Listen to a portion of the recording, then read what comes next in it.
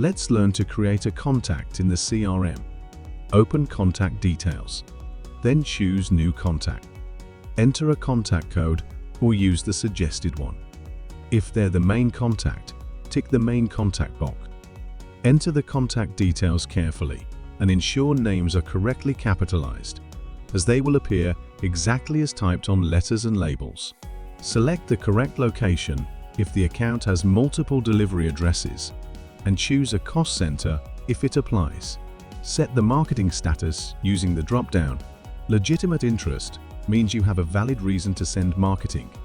Opt-in means they've agreed, and unsubscribed means they don't want marketing.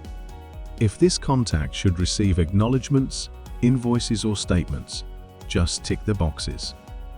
Open the category drop-down and choose a predefined category to target your email marketing correctly.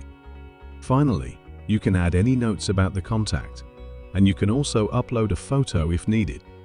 Save it, and the new contact is created. To delete a contact, open the contact code, select the contact, and press delete. Subscribe to learn more.